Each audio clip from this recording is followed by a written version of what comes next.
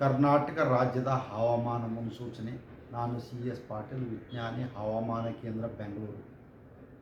ನಾನು ಮುಂದಿನ 7 ದಿನಗಳವರೆಗೆ ಕರ್ನಾಟಕ ರಾಜ್ಯದ ಹವಾಮಾನದ ಮುನ್ಸೂಚನೆಯನ್ನು ಸಂಕ್ಷಿಪ್ತವಾಗಿ ವಿವರಿಸುತ್ತೇನೆ. ಇಂದು ಕರ್ನಾಟಕ ರಾಜ್ಯಾದ್ಯಂತ ಒಣ ಹವೆ ಮುಂದುವರಿದಿದೆ.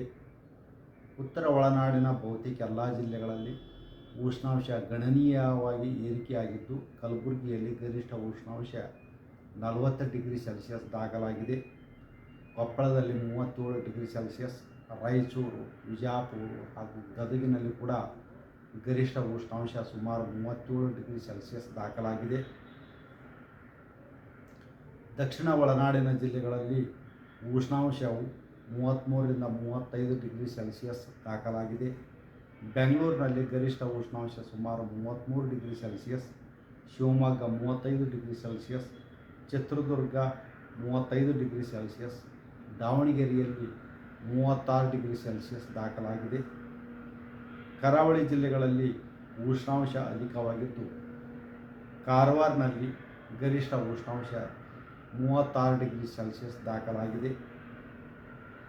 ಕರಾವಳಿ ಹಾಗೂ ದಕ್ಷಿಣ ಒಳನಾಡಿನ ಜಿಲ್ಲೆಗಳಲ್ಲಿ ಮಾರ್ಚ್ 13 ರಿಂದ ಮಾರ್ಚ್ 15ರವರೆಗೆ ಒಣ ಹವೆ ಮುಂದುವರಿಯುವ ಹೆಚ್ಚಿನ ಸಾಧ್ಯತೆ ಇದ್ದು, ಮಾರ್ಚ್ 16, 17ರಂದು ಕರ್ನಾಟಕದ ದಕ್ಷಿಣ ಒಳನಾಡಿನ ಜಿಲ್ಲೆಗಳಲ್ಲಿ ಹಾಗೂ ಕರಾವಳಿ ಜಿಲ್ಲೆಗಳಲ್ಲಿ ಕೆಲವು ಕಡೆ ಅಲ್ಲಲ್ಲಿ ಹಗುರವಾಗಿ ಮಳೆಯಾಗುವ ಹೆಚ್ಚಿನ ಸಾಧ್ಯತೆ ಇದೆ. ಕೆಲವೊಮ್ಮೆ ಗುಡುಗು ಮಿಂಚು ಸಮೇತವಾಗಿ ಮಳೆ ಬರುವ ಸಾಧ್ಯತೆ ಕೂಡ ಇದೆ.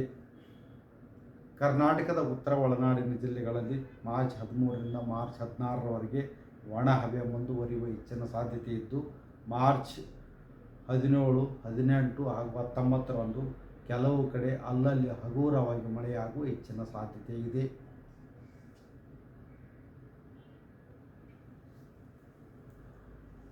ಈ ವಿಡಿಯೋ ನಿಮಗೆ ಇಷ್ಟವಾದಲ್ಲಿ ಲೈಕ್ ಮಾಡಿ, ಶೇರ್ ಮಾಡಿ, ಸಬ್ಸ್ಕ್ರೈಬ್ ಮಾಡಿ.